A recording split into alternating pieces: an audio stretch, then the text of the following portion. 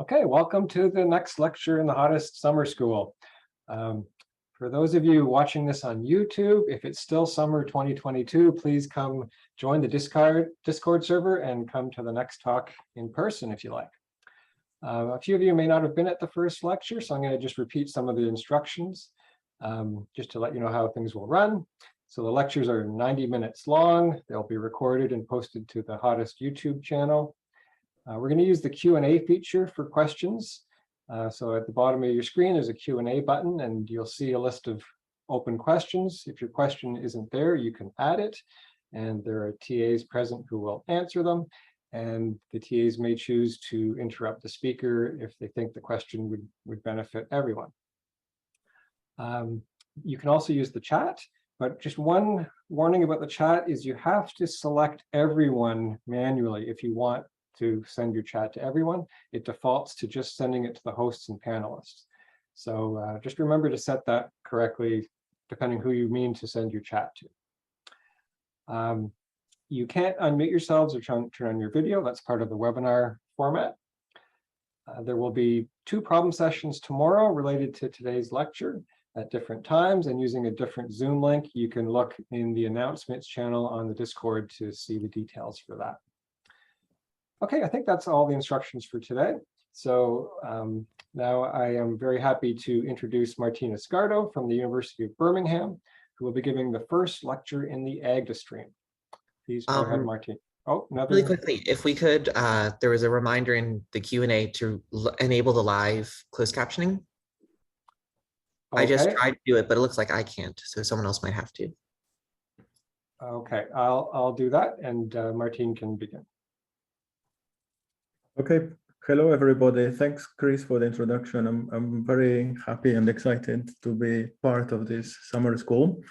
I'll be teaching the first 3 weeks, the Agda part, and then other people will take over in the Agda part.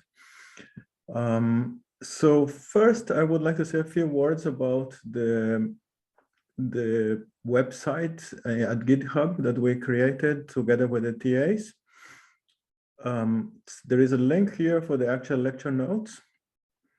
And in particular, there is the Agda manual. So there are there's several ways in which you can use the Agda manual. Just a moment. Getting rid of the Zoom things on the way. So there are several ways in which you can use the Agda manual. So there is a reference for all the constructions of Agda, but there is also things about the Emacs mode. So I'm going to be using Emacs for teaching. Some people may be using other editors. But one important thing about the Emacs mode is that of Agda is there are some special commands that are not part of Emacs, they're part of Agda, which summarize here. So to begin with, unless you already know Agda, this will make no sense at all. I'm going to explain them in the lectures, but then you're going to forget. And so you need to come back here to remember when you're doing the exercises. And so in the lecture, so you have the lecture notes. So this first part here, I'm not sure whether we're going to get there today, because I just want to do an introduction explaining important basic things. But this part closely follows what Paige started to do yesterday. And then there is also exercises. So these exercises were prepared by the TAs.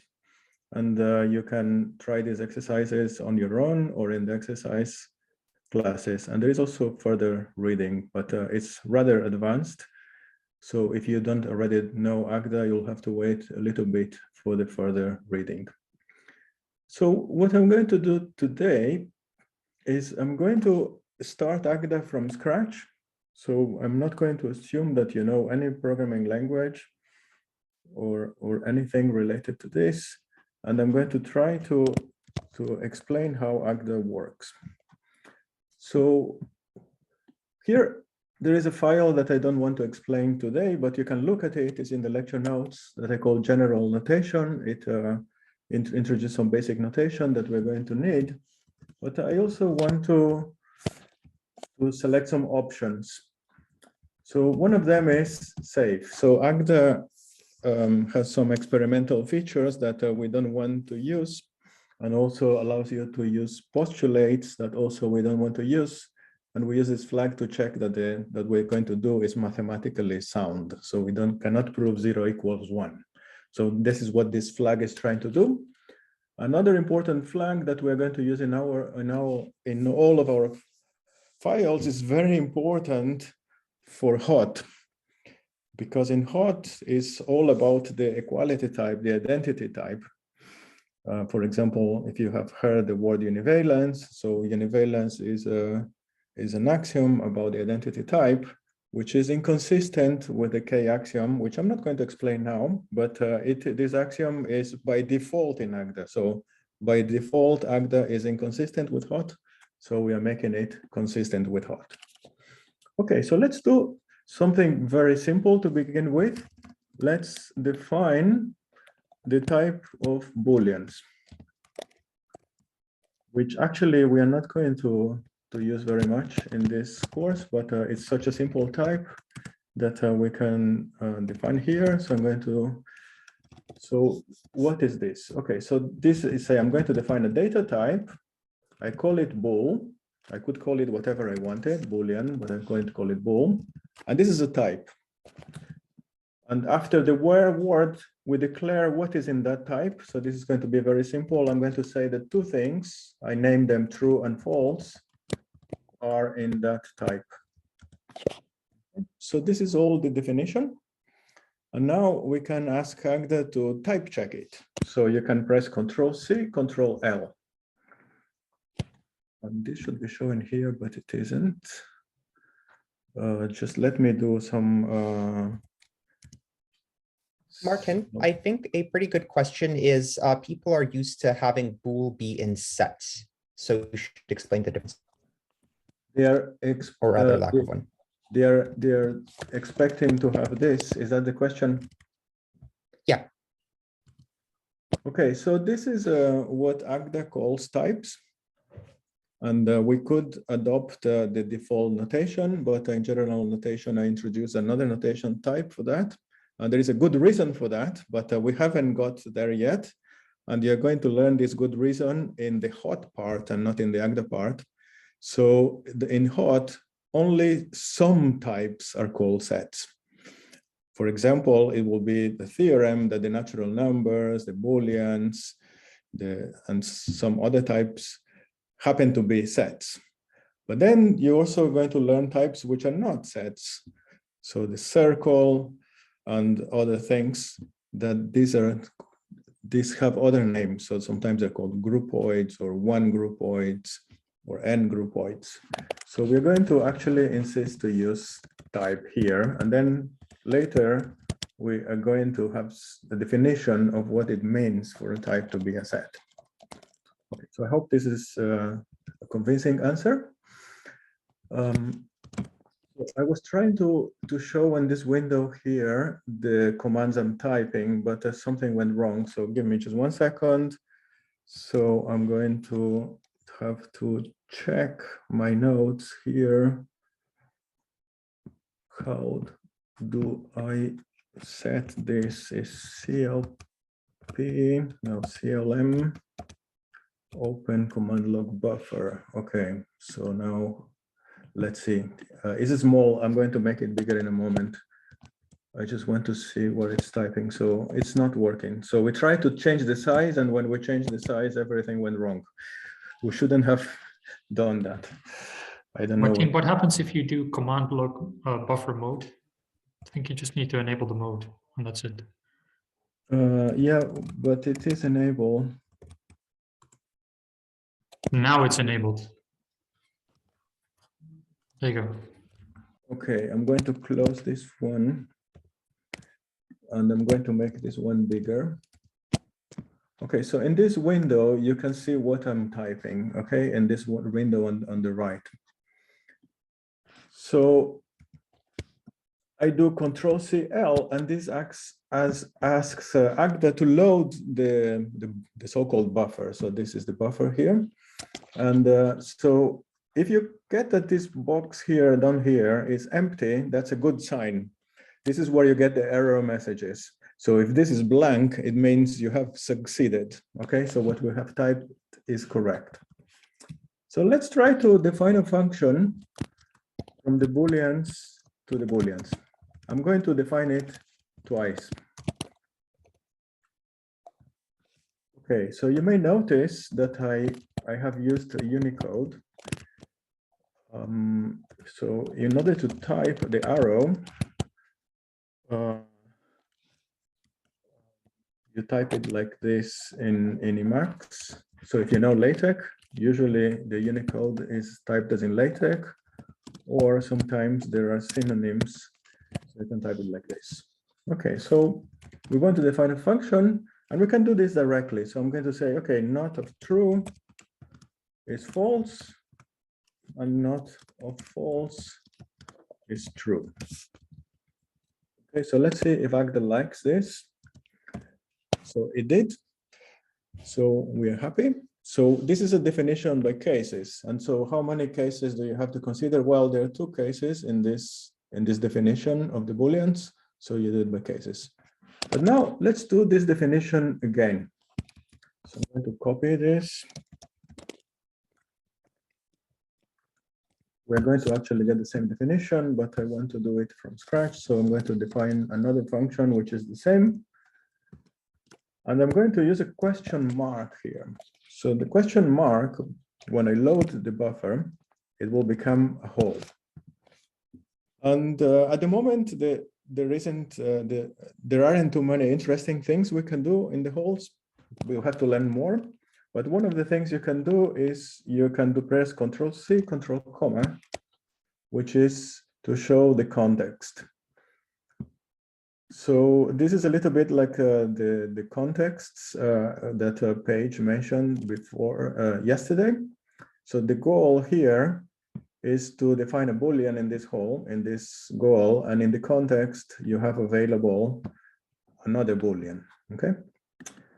So one of the options available in the Emacs mode is called, let me find it. So commands in the context of a goal is called case split. Okay, so Control-C, Control-C. So I'm going to say here in the whole what I want to split. So I type the B here and I press Control-C, Control-C. And so this splits the goal into the two possibilities for B. Okay, so now I can type false here. And if I press Control-C space, Control-C, Control space, as you can see here, then I can fill what I wrote. Martin, there Yes. are several people who are trying to follow along live, and general notation isn't part of the Agda library, so they'd like to know where they can find that file. Okay, so we are not using the Agda library. And the reason is that, unfortunately, there isn't much documentation for the Agda library. And it's difficult for beginners to use it. But of course, people are invited to use it because it's a very powerful library. So we created our own library. So maybe this is best seen by looking here. So if you go to Agda, so the lecture notes here are files which are in Agda, but in Markdown format. So this means that they are both Agda files, and they're handouts. So in order to be able to do what I'm doing, you have to have all these files locally with you. There are two ways to get these files locally. One is using a Git clone, but Amy, one of our TAs, also provided for you a zip file that you can download, and it has all the handouts, which are also the Agda code. Okay. Just to show you an example. let's say this is the handout that defines the booleans. So this is also Agda code. And if you want to use the booleans, you just import this handout, which is called bool. But in this lecture, we are defining everything from scratch except general notation. And actually, you don't need general notation for the moment. So let's just do the only definition we need for the moment. So maybe this would save trouble for people having to download the files while they watch the lecture. Okay. Also, Martin, I have a comment that I'd like to make that might save a lot of people time. Sometimes I accidentally hit Control / in Agda, and what that does is it disables the mode for typing Unicode characters. So if Unicode characters suddenly stop working, hit Control /. Okay. You can also run the Agda mode again. So if you do meta x Agda mode, that also works. Okay. So this is the two ways. I'm going to erase this one because it ended up being the same. And so now I want to teach something called implicit parameters, which are very useful and very common. And the first definition is not going to use implicit parameters. I'm going to define the identity function on the booleans. And I just say the identity function of x is x. Okay, so that's one possible way to define the function. So a lot of our students are mathematicians. A lot of our students are computer scientists. I don't know the proportion now, but it used to be a few more mathematicians at some point. So normally you would be used to write functions using bracket notation, right? But in type theory, we don't use it, but you can do it, but I don't recommend it to do it. So we just don't use the bracket for function application. Okay, so that's one way to define it. There are other ways to define the same thing. So I can use lambda notation like a page did yesterday. I can say lambda x. Notice that we don't use dot like page did yesterday, which is the correct, the historically correct notation. For some reason, in some programming languages, including Agda, they use arrow and not the dot. So this is a function. Okay, so we cannot use the same name now, so we have to choose a different name for this function. Here we go. Now this is very simple and so easy to understand. So the function is, the input is x and the output is again x. In more complicated mathematical definitions, it may not be clear what the type is. So here is one way to do it. So you just tell the user, okay, so the input is a Boolean. Of course, here that's immediately obvious, so we don't need to do that. Another thing is we can also use, when you're not sure about the type, which will happen, you will see, you can use a question mark. And there is a command in Agda, in the Agda mode called solve constraints. It is Control-C, Control-S. I don't know why it is not showing here anymore. So do you know, Tom, what I should do? Should I again do the... Yeah, you restarted Agda mode, so I think you need to. Okay, so let's see if it will work.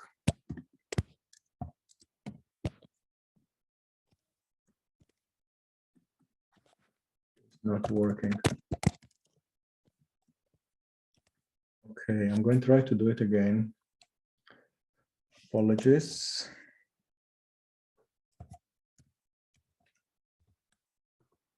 I think it wants to use this one. I think you're opening the command log thing, but you want to enable the mode. You don't need to open the buffer again. The buffer is already open.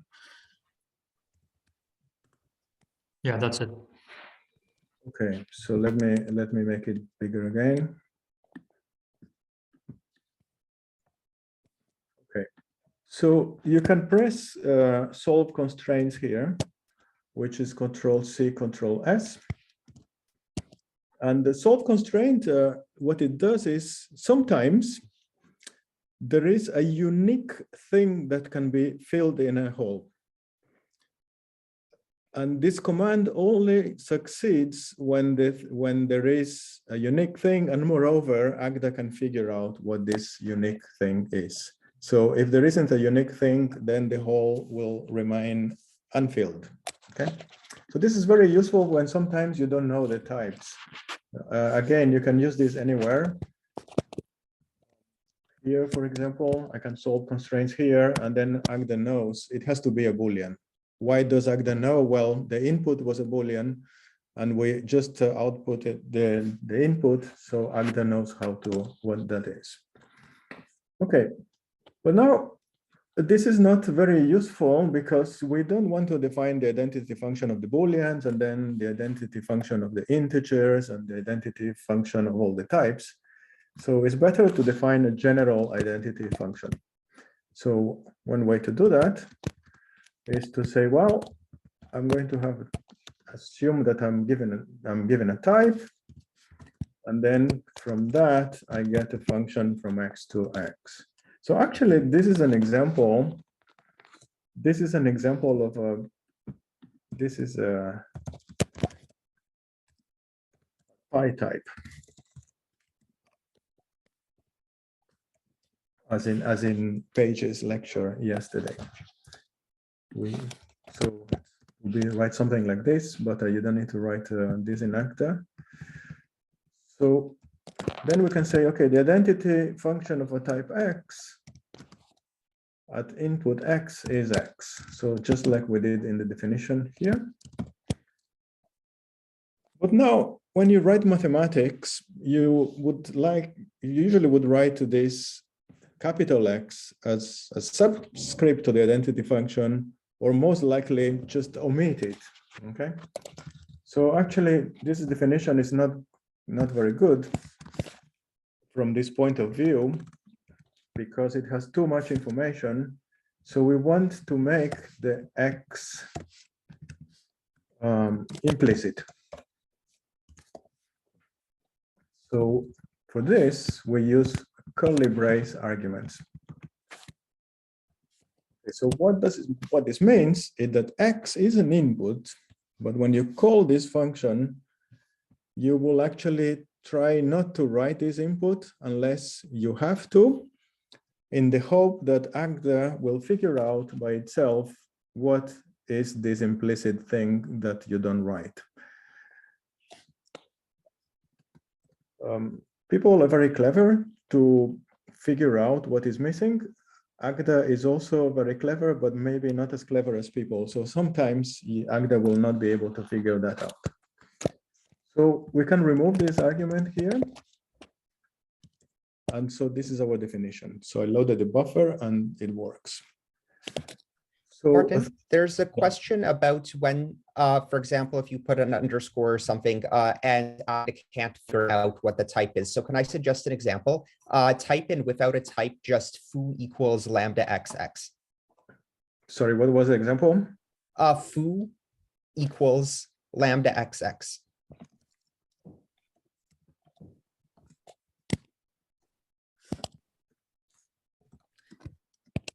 And so you can see that without the type, you get some unification errors. So when Agda can't figure out information that you've provided, you get this sort of error. If you put sort of holes in there, then it says, well, okay, it's modulo holes, but sometimes it can't figure it out and then you get errors. Yeah, that's good. But I'm going to get to that later. So let's please not get ahead of ourselves, because I think this is more complicated, and we will get to explaining these matters very quickly according to my plan, but thank you. Okay, so now we want to define the identity on the Booleans as an example again.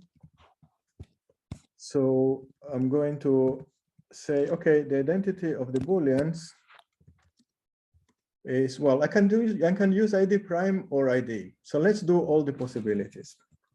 So I say, okay, it's ID of bool. That works. That's one way to do that. Then there is another way to do that, is I do ID And now I explicitly supply the implicit parameter. Okay, I say to Agda, okay, this implicit parameter should be bool, and that works. Another possibility is to write just ID. And now what happens is that Agda figures out by itself that the thing I didn't write anymore, so this thing here, should be what I just wrote. Yeah, so we don't need to write it because Agda knows.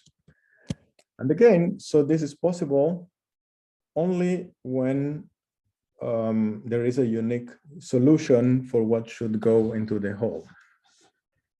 And yet another possibility is to use this ID function, which requires an explicit input for the Booleans.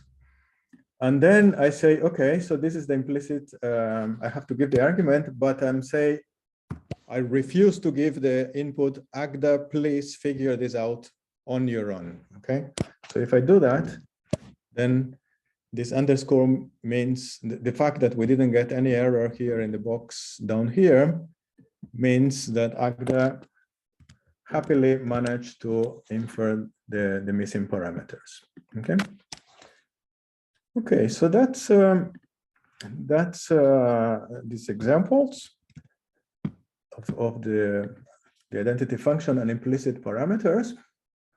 And the implicit parameters are going to be very useful. So I'm going to now consider an example that a student asked yesterday in the lecture. Then Paige gave the answer, but let's give the same answer, but in Agda.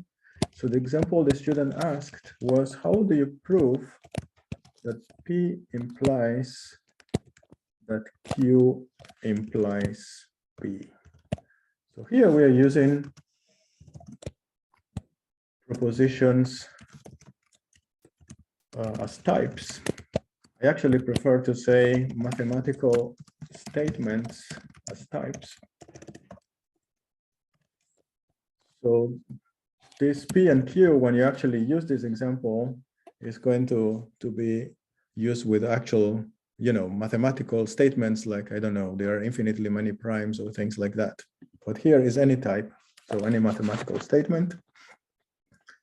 And I'm going to actually supply this time the implicit arguments in the definition of the function. So I'm going to say P and Q and P.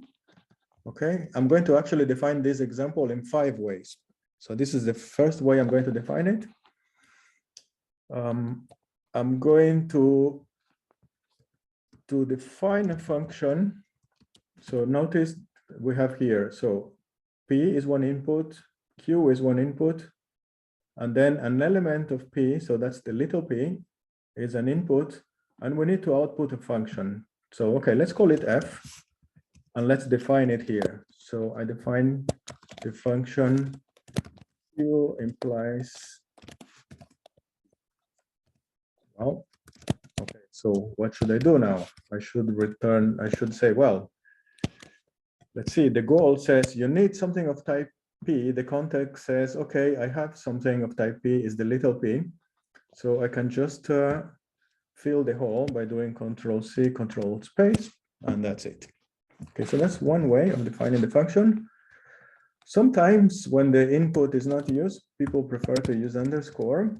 So that's the second use of underscore that you have seen so far. This doesn't actually have the same meaning as the other one, because the other one is in the right-hand side of the definition.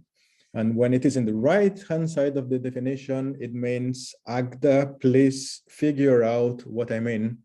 I refuse to tell you, just guess it correctly. But here it means, because I'm not going to use this element of Q in the definition of the function, I don't give it a name to it. So here it appears on the left, and here it appears on the right, and it has different meanings. Okay, so that's one way to define it. Let's define it.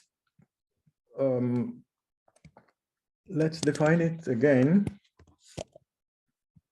using the way that's more similar to what Paige did yesterday. Okay, so let's actually okay, so we have the input and we have to define this function. Yeah. So let's do Control-C, Control-, to see the comment, the context. Okay, so we have these two types and we have an element of P, and we need to produce a function from key to P. From Q to P. Okay, so the way you saw this yesterday with Page is one. Okay, so one, it was a deduction. It's starting with a hypothesis Q that has to end in P, but then Page also told you that when you give names to these proof trees, then you use the lambda notation for that. And so we're going to use lambda notation for that. So we're going to write lambda. We need to define a function from key Q to P. So we're going to say lambda Q, that's the name of the input, dot, actually arrow in Agda. And now we know what the answer is, so we can just write P, but I'm going to just show you what you can instead do. You can put a question mark here, and then you can do Control-C, control space. And so this means Agda accepted the definition, and there is something else to complete here, which is the whole. And we know it's P, so I'm just going to Control-C space P. Okay.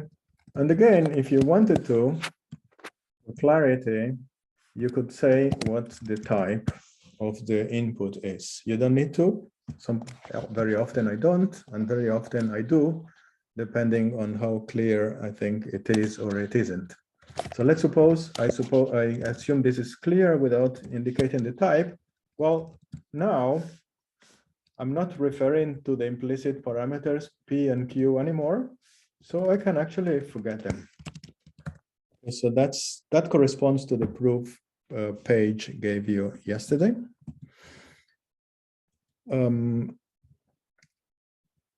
Yeah, I wrote it in several ways, but I delete them, so you will have to watch the video if you want to do this again step by step. Okay, so let's do one more example of propositions as types. So let's call it EX. So I'm going to actually import this time a module, import binary products. And my example is going to be, I want to prove if I have two mathematical statements, P and Q, that if P and Q holds, then Q and P holds. So notice that the Cartesian product is and in mathematical statements as types. Okay, so here we can do it like this. Okay, what is a typical element of the Cartesian product? Well, Page told you it's a pair. Okay, and so all you have to do is to reverse the pair.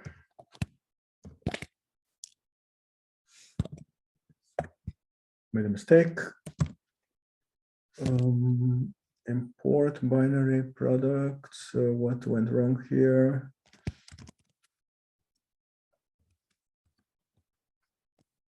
Oh, it's not working. Okay, let me delete this. I just tested everything I'm typing now. I typed before. Open import. Oh yeah, open import. Of course. Everything was rehearsed before the lecture, so should not fail. Okay. Yeah. So, okay, so that's an example. The TAs have prepared some more exercises of propositional logic tautologies for you to prove in the exercise classes that you may try, and there will be more in the future. And you can try your own examples.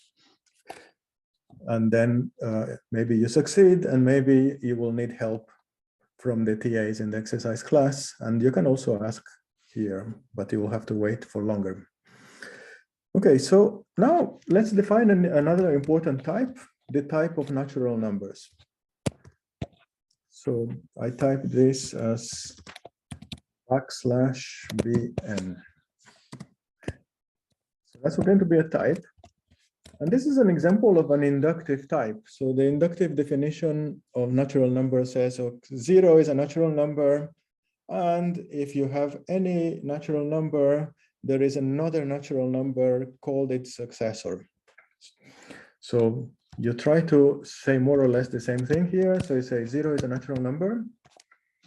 And then I'm going to say successor. Well, successor given any natural number produces another natural number. So let's see if this type checks. It does. So now let's try to define an example. So I'm going to define the number 3. So I'm going to say successor of successor of successor of 0. This works. And but of course, you don't want to do mathematics like that. Yeah, you don't want to keep writing things like that. So what you do instead is you tell Agda, okay, please let me use decimal notation. And the way to say, please let me use decimal notation is to use this so-called pragma. It says, okay, use the notation for the natural numbers for this type n. So now I can define 3 again. And 3 again is, I can just write it like this. Okay, but it's completely equivalent to this, right? So this is just a synonym for the above. Okay. So now, one important thing in Agda compared to other functional programming languages you may have heard of or even worked with, some of you, like Haskell or OCaml, F# and so on, is that there are dependent types. I think Paige also mentioned them to you yesterday. So let's define a dependent type. So dependent type, also called the type family, in Agda is nothing but a function. Okay, so I'm going to do this example here. So I'm going to say d of true, and now I have to choose a type. And my choice is going to be the natural numbers. And I'm going to say d of false is the booleans. Okay. So now I want to do 2 examples. One that doesn't use this dependent type, and another one that does. So here's, I'm going to define the famous if then else function on the booleans. So this is a so-called mix fix operator. So this is a third sense. Let me write this third sense of in Agda. So in this third sense, when you define a function, whenever you use underscores, it is to indicate where the arguments or the inputs of the function should be written. So I'm going to say if a boolean b, then x else y, and I need to define this. Okay, so this underscore means the first input, namely b, is this one, and then the second input, namely x, and the third input, namely y. So what is this function? Well, it given any type x, and the boolean chooses between 2 given elements of x. So this here, so let me indicate. So here is where the x is in our definition below, and here is where the y is, and here is where the b is. Okay, so the inputs are b in Boolean, and then x and y. So let's load the buffer. And now let's press Ctrl+C, comma. Okay, so we have, as I promised, we have b, which is a Boolean, x is an element of x, and y is also an element of x. And now capital X, it says, is a type, but it's not in scope. And so I cannot mention it because it's an implicit argument, okay? So now I can do case split on B. So we have seen the command case split. So I'm going to type B here because I want to do case split on B, and then I do Control C, Control C. Okay, so now I say if true, then I choose X, and if Y, I choose Y. So normally I want things to be nicely aligned. So I fix the definition here. But now I want to do something better. Okay. So we have defined the usual if then else of programming languages, not only functional, but all sorts of languages. But now I want to exploit dependent types. So I'm going to have an if then else, which is a little bit more general than this if then else. And okay, so they have too many things here. So I'm going to put each of the inputs in a different line.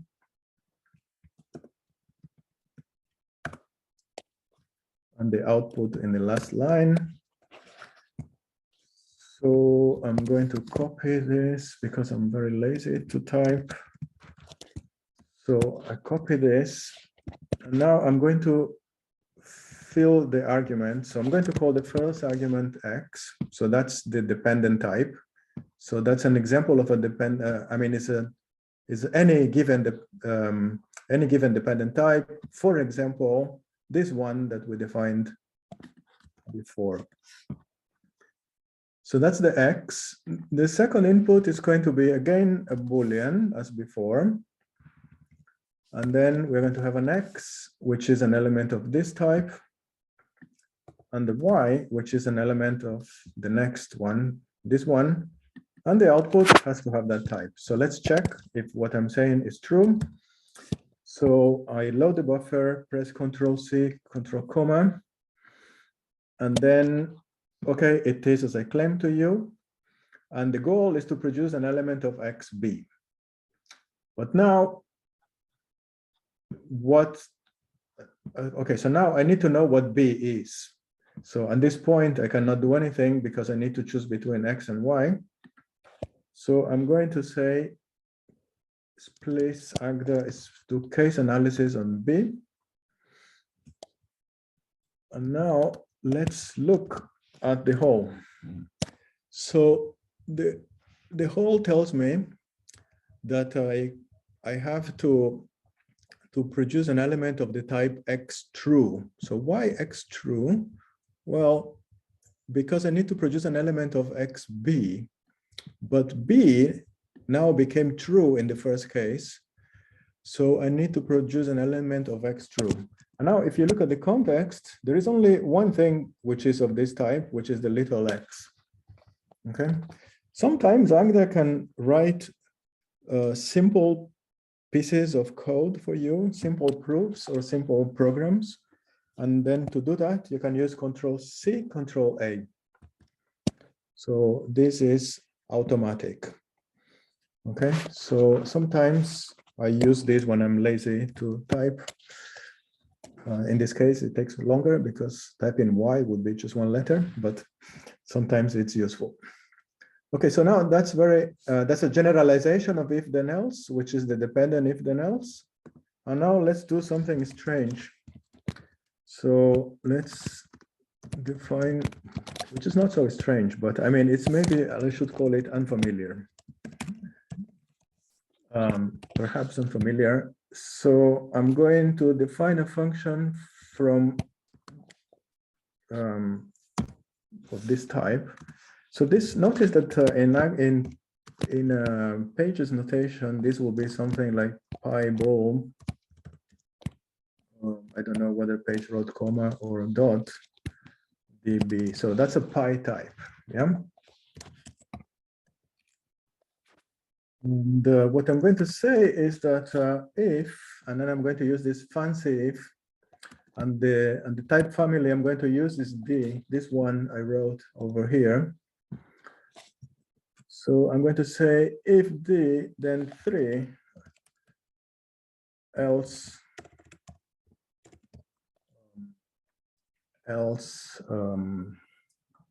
let me see what I chose so that I don't, yeah, let's say false here.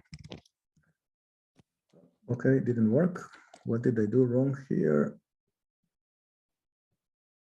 3 is, it worked when I wrote it before. You need the little b argument. Oh, yeah, I need a little b, yes.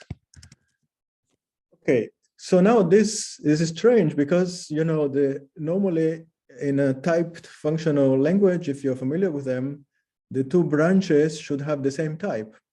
But actually, the types can have these different types thanks to the use of dependent types, because the type of the then part depends on B. So if B is true, then the type is going to be D of true, but D of true is the natural numbers.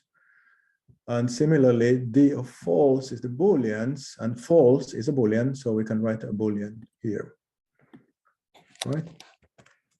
And this pattern actually is going to happen very often.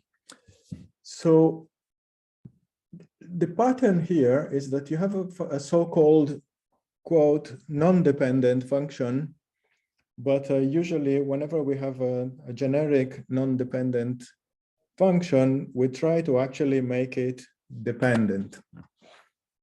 Okay, and here is the dependent version of it.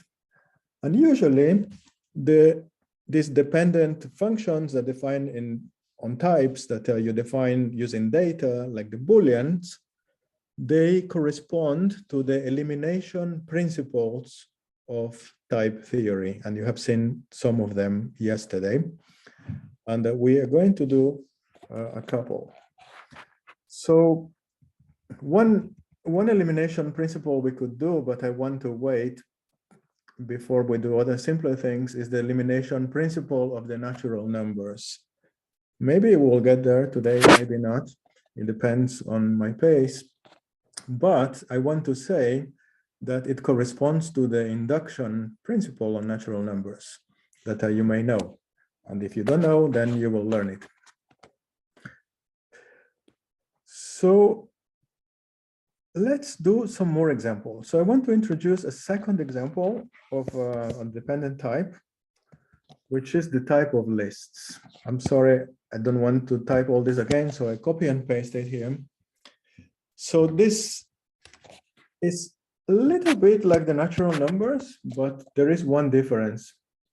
So let's go back to the natural numbers. So you can see the natural numbers here. And now let's go to the lists here. So let's put the natural numbers at the top. So we just say natural numbers are a type. But here we have a different situation. Actually, we don't have a type of lists, but we have a type indexed by a type.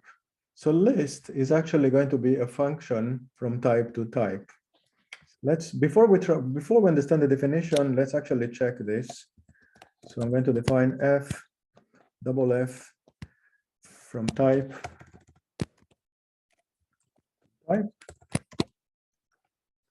And I'm going to say ff is list. Okay, so just checking that what I say is true. So list is a function from type to type. I just renamed it to f here. Okay, so how is this inductive definition going? It's very similar to the natural numbers. We say in the base case of the inductive definition, we say that there is something that in English we're going to say empty list. And then the successor case here, you need a little bit more. So given a list and an element, we produce a new list. And the idea is that this puts an element at the beginning of the list. So let's do an example. So I'm going to do a list of natural numbers. So I'm going to say, okay, my list, the first element is 0. The second is 1. The third is 2. The fourth, okay, and then I end here. So, and then end with an empty list. So actually, Imagine that there are brackets here.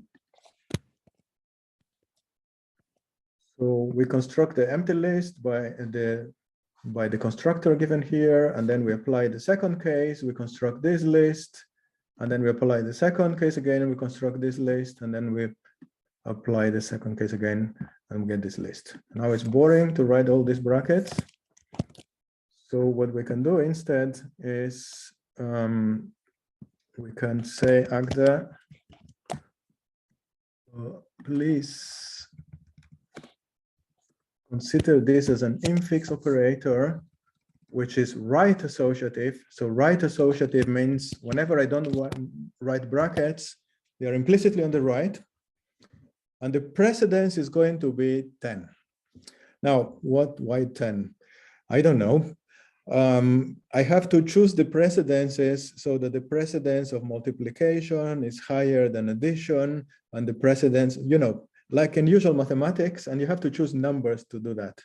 It would be better if instead of using numbers, we could say that the precedence of this operator is higher than some other operator, but you have to choose some numbers. So I choose 10 here and try to be consistent. So then we don't need to write this. Okay, so that's an example of a list. So now let's do a function. So let's do the length of a list. Length should be a natural number. So the length of this list should be 3. There are 3 elements of this list. So what is X? Well, X is a type. Keep it implicit. And then there is a convention among some people to use plural names for lists. So I'm going to call the list access.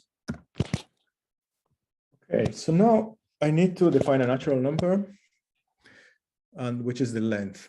Well, we're going to do the same thing as we did with the Booleans. We are going to case split. We are going to split on whether the list is empty or it has a first element and the second element. So you usually call the first element the head, and you call this the second list here the tail. So Martin, yes. At this point, 4 people in the chat have asked, when you're defining lists, why not make the index a parameter instead?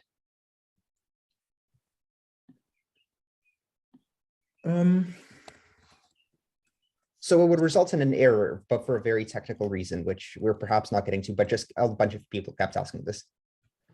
Yeah, okay. I'm not sure we can give a convincing explanation. So in my opinion, we should be able to define type to type, but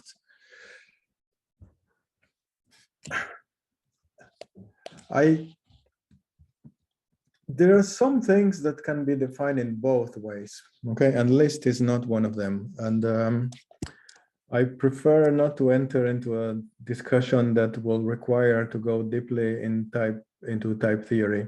But the difference is whether we want to have a type family or whether we want to have an index type, okay? And then we have to have an index type. Anyway, so sorry, we can discuss this more later. So coming back here, so we want to do the same as in the Booleans, and so we case split into the Boolean onto the list access, and then we have the 2 cases. One is empty. Okay, well, okay. So what's the length of the empty list? Obviously 0. And well, what is the length of the list with 1 element followed by a tail, a head followed by a tail? Well, it's going to be 1 plus, and then the length of this. So that's a recursive definition. And usually when you have recursive definitions in Agda, they come from something which was already recursively defined. So here, notice that this is a recursive definition of lists.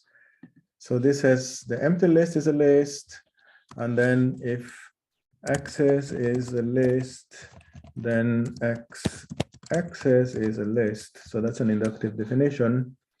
And so usually the recursive definitions follow the recursion in the definition of the data type.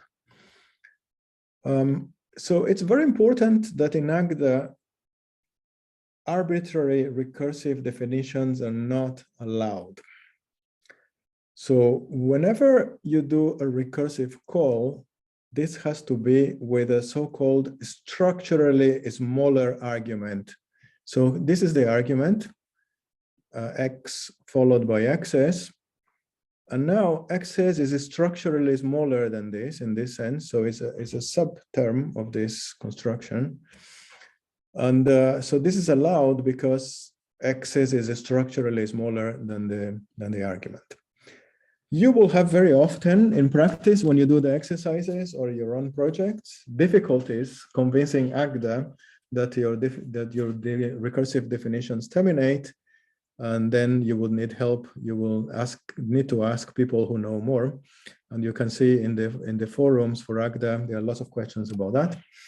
But the definitions, we're going to do that. So now I should make a comment about this, because in the type theory that we are going to use for HOT, which is Martin-Lev type theory, you actually don't have recursive definitions. The only thing you can do is you can have the elimination principles, okay? So let's do the elimination principle of the integers or the natural numbers. So I could call it induction, but I'm going to call n elim. And this is the only recursive definition in Martin-Lev type theory ever with a natural number. So everything else has to be defined using this. So let me start from the conclusion. So the conclusion will conclude that given any natural number, A of n holds. That's what we want to do. And in order to achieve that, we are going to do two things. We are going to have a witness for A of 0. And then whenever we are given a witness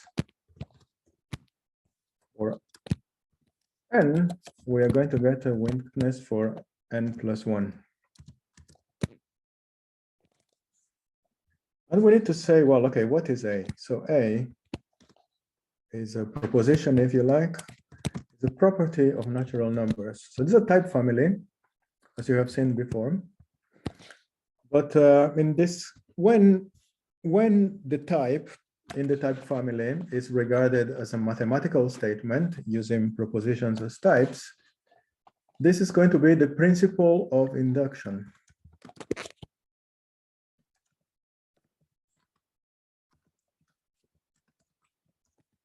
N. So it says, in order to prove that for any given n, A of n holds, you have to do two things. You have to prove the base case that A of 0 holds, and you have to prove the induction step, which says whenever, whenever you know that A of k holds, then you should convince me that also it holds for the successor. Okay, so let's write this like this. I'm going to call this A0. That's going to be the base case. I'm going to call the step. So that's a function. So that's a pi type. Yeah, is a function. So that could be written using Page's notation pi k. So it's a dependent function. So I'm going to call it f.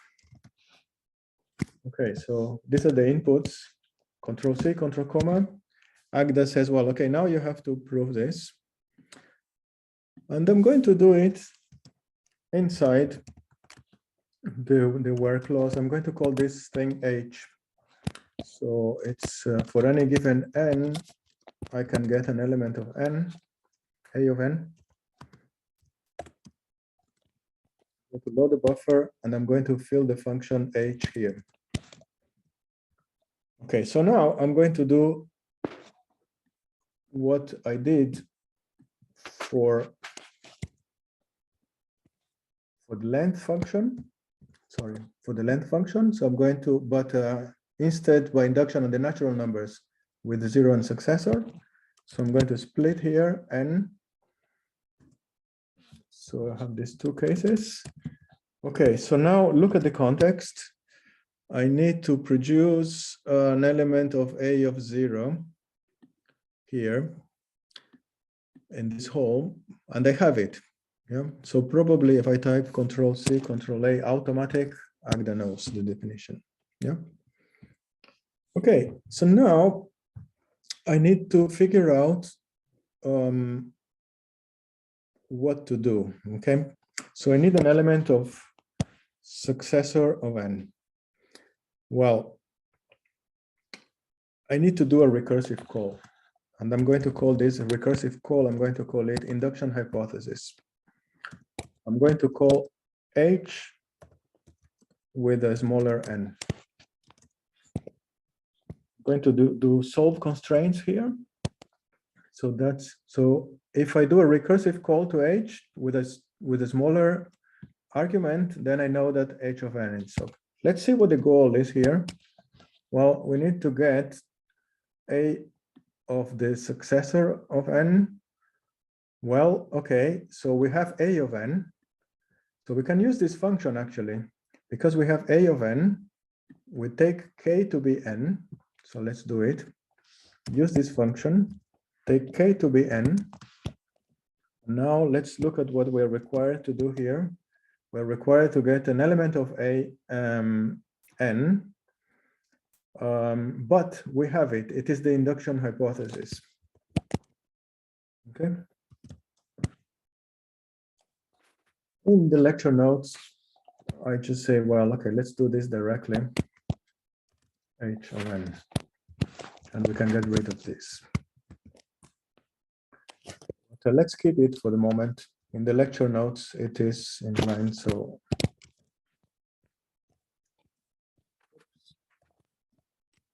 you see how horrible messages you get when you make a mistake? You'll get lots of those IH. Okay, so that's the definition. So what happens in Martin left type theory is that the only recursive definition you ever have is the recursive definition of the eliminator for the natural numbers. Everything, every other recursion you want to do has to be not by recursion, but calling the elimination principle. Yeah. You probably will see more about the natural numbers from Page. I don't know, I'm just guessing. And this is going to look similar, but very different.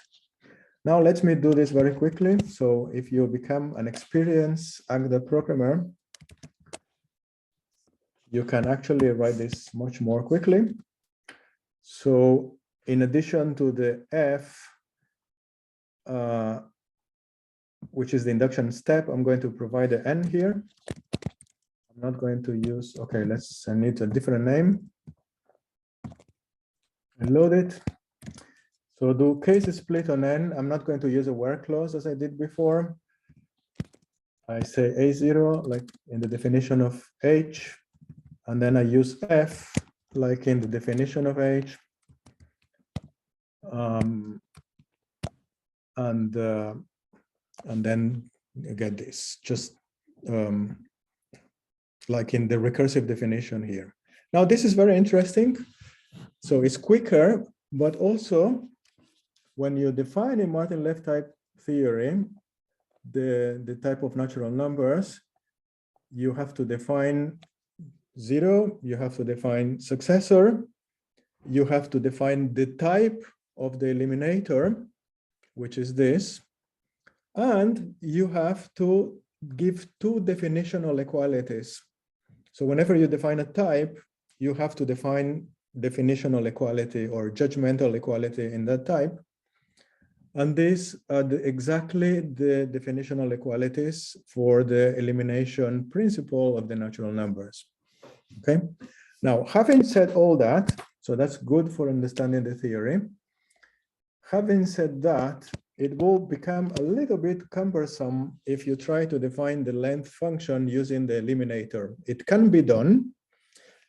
I propose that you do this in the exercise class, or before the exercise class, or after. It's going to be a little bit painful, but possible. And you should do this kind of thing at least once in your life of Agda coder to understand that how these things can be done using only marking left type theory constructs. But in the notes and in practice, of course, it's much more convenient to write things in a more concise way as in the length function, okay? Actually, this would require not the eliminator principle for lists, but for natural numbers, but for lists. So let's write it. And I think I'm going to cheat because we're approaching the end. So I'm going to cheat. I'm going to just show it to you. So I'm going to write the eliminator principle for lists now. It looks very similar to what I did for the natural numbers. So let's compare them actually. Let's see if I can put them together. Oh, there is no space for the two of them together. Oh yeah, there is. So instead of having a type family indexed by natural numbers, we have a type family indexed by lists. So we need a type here because lists have to be of some type. And we again have a base case. So that's a base case. Suppose A is a mathematical statement about lists that we want to prove. So you prove the base case. This is the induction step, which says the following. Suppose I could do the following. Given any list access, I could, and the fact that A holds for this list, then A also holds when I attach a new head to this list for any given X and any given X's. Well, if you manage to do this, then you will be able to prove that for any given list access, A of X's hold. And I mean, the definition is very similar to what we did before. So for when you want to prove this, we prove this by recursion on lists. If it's empty, we get the given element, the base case.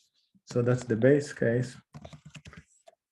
And then here we apply the inductive step f. So that's the function f to the previous case. Yeah. So what this does really is to apply f of f of f of f of f of f of A. Yeah. So you start from the base case and keep applying the induction step until you get it for the list you want. Okay, so how are we doing of time? We have 20 more minutes, and according to my estimate. So let's do some other examples. Martin, there was a question about how where is generally used. Okay, so where is generally used more or less like in mathematics. So you're defining something and then you need an auxiliary definition and you go where. So, but there are some things we should say here. So the where here allows you to use an auxiliary definition here, H, that I want to use when I'm defining the function. And you can have many definitions inside the where. In this case, we only have one, but it has another where inside, okay? And in the where, you can use everything that is in the context, in scope. So everything that is in scope can be used inside the where. So you can use the A, you can use A0, you can use the F, and you can nest these wheres. So now when you're defining this equation here for H, I wanted to explicitly indicate the type of the recursive call. I made a where clause, and so I can do the recursive call here. Yeah. In general, you can use all the variables that are available when you write where. Okay. I don't know whether this is enough explanation, but it's very convenient to make some definitions more readable. Otherwise, you get some things. Also, there is another advantage of this. In my view, it's very important to know the types of the terms that you write.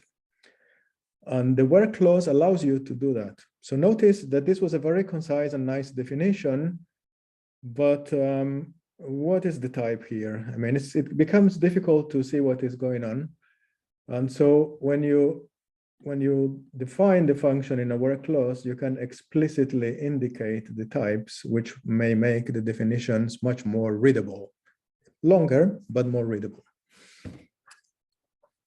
And it's up to you to decide how readable the things you write in Agda or in your papers when you write them and publish them. So it is an art. So people don't agree what is more readable or not. It's a matter of taste, but here you go. Any other question? In the chat? No? Okay. So next, I want to do an example. So we have something very complicated called the identity type, which I'm not going to define today. But I want to give examples given equality today. So I'm going to do a preliminary introduction to the identity type.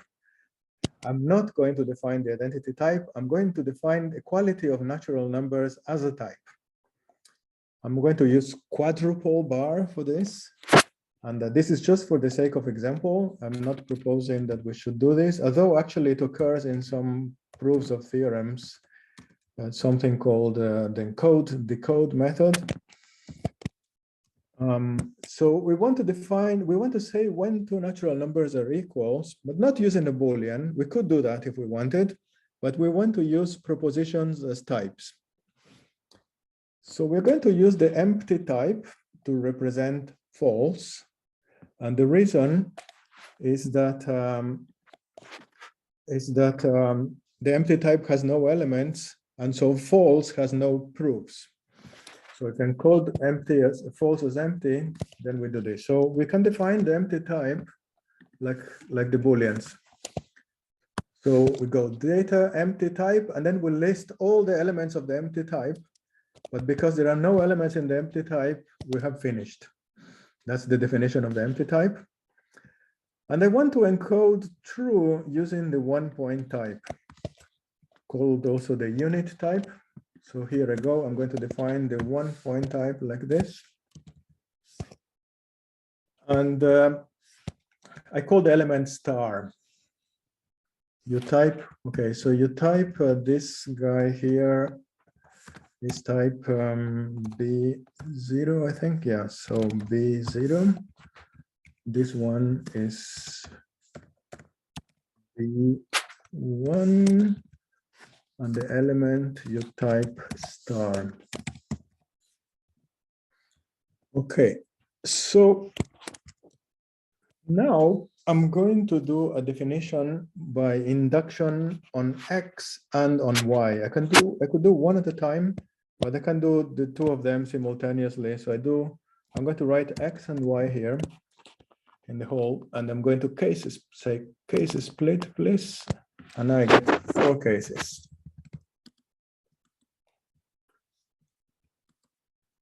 Okay, so I want to say what 0 equals 0 is. It's false, so we say that this should be the empty type. So here we go. Now, no number should be equal, no successor should be equal to 0. So that should be false as well. And this should be false as well. And now this should be true if and only if X equals Y.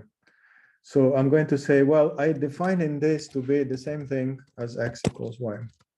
Okay, so that's my definition. Martin, would you like to do the first case again? Thank you. So 0 equals 0 is true, not false. I hope now it's correct.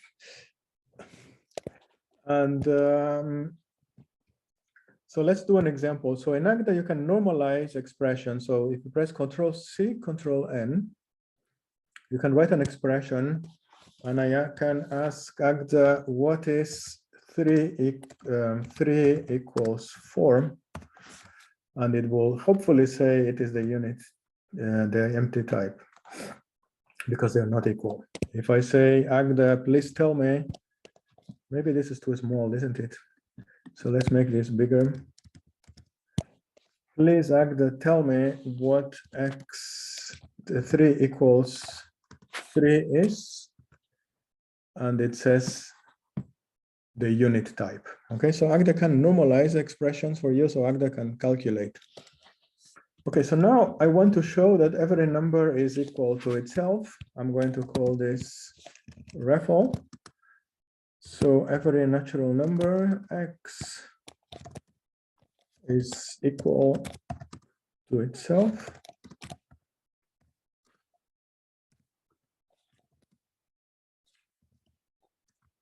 We are going to do this by induction again. So I ask Agda to split x.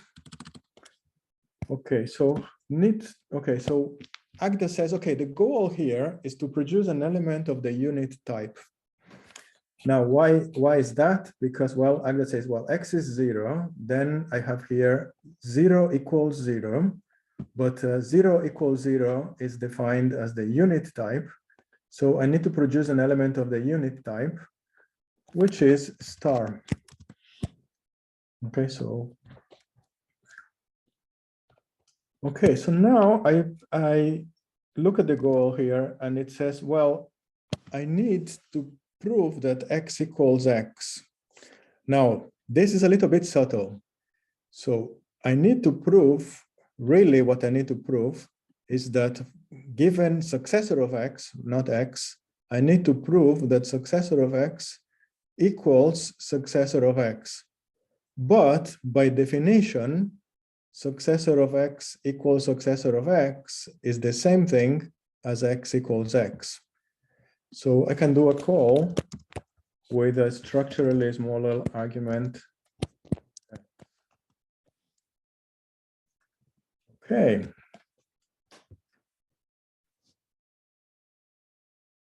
My plan is almost going to work, but I only have 10 minutes.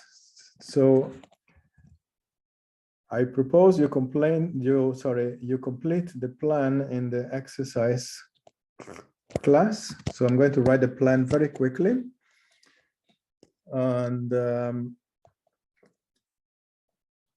then, but maybe I can do it in the beginning of the next lecture, but I want to get to a punchline here.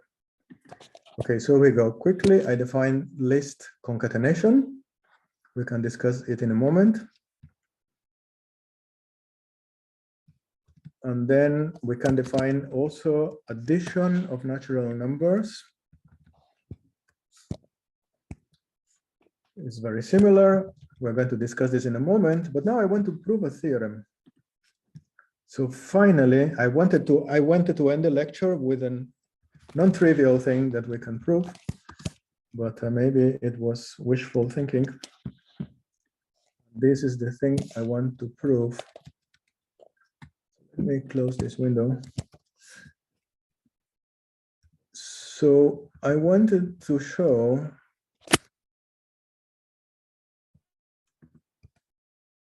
that length is a homomorphism. So I wanted to show that there's a monoid homomorphism. By definition, length of empty is 0. So that will be one part of the homomorphism.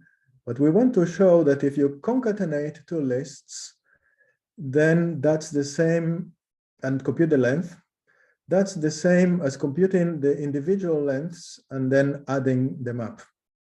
Okay, let's see if we manage to do this in 10 minutes, maybe. I don't want to rush it. So let's look at this definition of addition. So let me actually start again. So I want to define, okay, so I need to delete this now because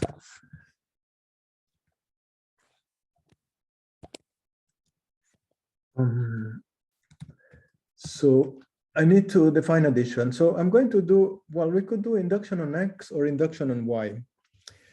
Now, I claim that it's better to do induction on X rather than Y, although it doesn't matter because the operation is commutative. X plus Y is equal Y plus X, which is something that is proved in the lecture notes. And we can either do this in a lecture later or maybe in an exercise class. But you will see why I will prefer to do induction on X. But you can do it on Y and it will be fine. So I'm going to do induction on X. I say, well, okay, I have to define 0 plus Y. Okay, so that's easy. That should be just Y. So I'm going to define this to be Y. Okay, so now what I'm going to do is to do 1 plus X plus Y. So I need to define 1 plus X plus Y. So that's successor of X plus Y. Well, of course, I can, if we know the properties that addition should satisfy, this should be, sorry, that's wrong. We need to find 1 plus X because it's successor of X plus Y. So that should be the same as 1 plus X plus Y. And now the nice thing is that you use associativity in this way. Now we could try to use a call with a structurally smaller X. So we do a successor. And now we call recursively the addition with a smaller X. Yep, so we can try to run some examples. So if we do here 3 plus 7, we should get 10. And then what happens is that this equation here gets applied 3 times, and then at the end you apply the last one. Okay, so you can define addition that way. Now we can define list concatenation in a very similar way. So I say I concatenate the empty list with any other empty list. Well, I should get with any other list, I should get the same list twice. And here I play a similar trick. So I want to concatenate a list that has a head X and a tail XS with another list Y. Well, I concatenate with a structurally smaller X's and with the Y's, and then put the head at the beginning. Okay, so that's a possible definition of list concatenation. And something to observe here is that list concatenation is not commutative. So if you concatenate cat with dog or dog with cat, you don't get the same list of letters. So it's not commutative. And so what we try to, the reason I try to define addition in the same way here by induction in the first argument is to make things about lengths of lists easier to prove. And not only lists, but lots of things become easier to prove if you define it like this. So let's try to prove this theorem.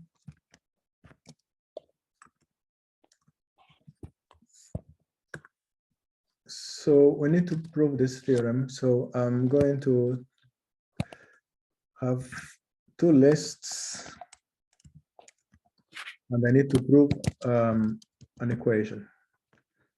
Could not parse the application. Okay, I know why is that. Because I need to give a precedence to that operation. So I'm going to say I give precedence 0. So that now Agda knows that the equality is the last thing to be done because this has higher precedence. Okay, so it is tricky when you want to prove a theorem using induction to figure out which argument you should do induction on. It becomes easier if you have more experience, but even when you have more experience, that's not enough. But in this case, you can as a guide the fact that list concatenation was defined by induction on the first argument. So if you want to prove this theorem here by induction, you could wonder which one should I use, but it's better almost always, not always, but almost always, to do induction on the same argument that you use to define the function you are proving a theorem about. Okay, so we're proving a theorem about length. Length is defined by induction on the first argument. So let's prove this theorem by induction on axis. So I'm going to do induction on axis. Okay, so now I look at the context. I say, well, Agda tells me you have to prove that length of y's equals length of y's. So why did Agda tell me that? Well, because when axis happens to be empty, by definition, the concatenation is just the y's. So all I have to do is to use this little theorem that we proved before, that equality of natural numbers is reflexive. So in the way I chose to do this, you give an explicit argument x, and the explicit argument should be the thing that is equal to itself. So that should be length of y's. Okay, so now the second case is trickier. We know that we are going to need to do a recursive call because we want to use the induction hypothesis. So let's actually, before knowing what the proof is going to look like, let's just see what the induction hypothesis is. So the induction hypothesis is just the call, the same thing you're defining, but with a structurally smaller argument. So I get rid of the head. I do this recursive call. Okay, so what is the type of this? Well, it's this, right? But I can be lazy and say, please solve constraints Agda, and it does. And now we have to see what we need to prove here. Wow, miracle. That's a miracle. We need to prove exactly what the induction hypothesis gives you. But actually, let's see how this miracle is working. Yeah, so I can feel this just with the induction hypothesis. But if I want to prove this, okay, let me write it down actually as a comment. So if I want to prove the whole, I need to prove it with an x at the beginning of the axis.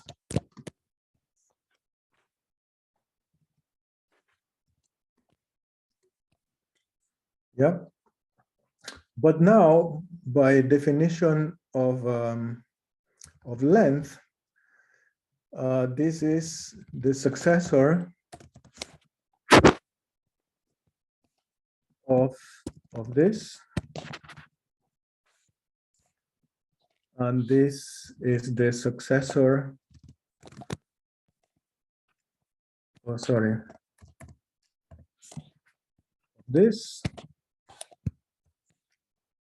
But by definition of addition, the right-hand side is the same thing as this.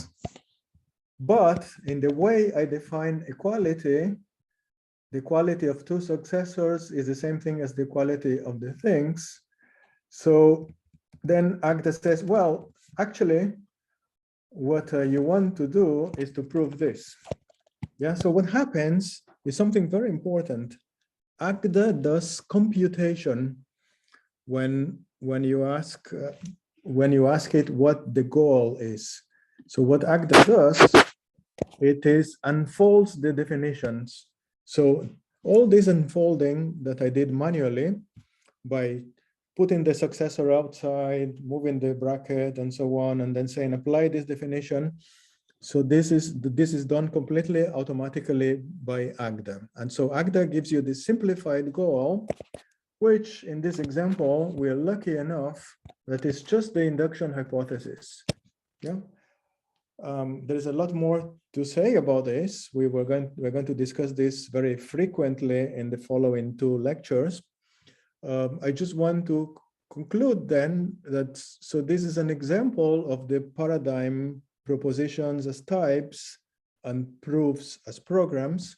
So here we actually wrote a program as a proof that length is a concatenation homomorphism. So the transforms concatenation into addition.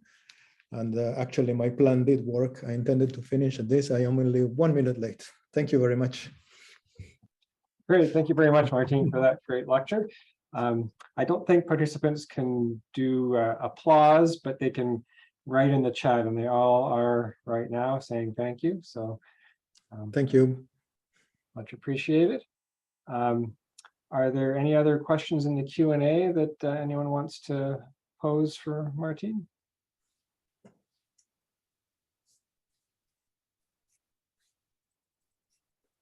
Yeah, I don't know, something for the students and the TAs. In order to finish this example in 10 minutes, I rushed a bit. So maybe you want to discuss a little bit further in the exercise classes if the students request it. Yes, let me also emphasize that the exercise classes are probably the most helpful way to learn the material. I'll be teaching the latter one tomorrow. Yeah, I fully agree. So one thing I suggest, in addition to the exercises, do again what I have done now. I can provide this file and do it again. Try to reconstruct it by yourself. This could be useful. I do see one raised hand. Malta maybe wants to speak.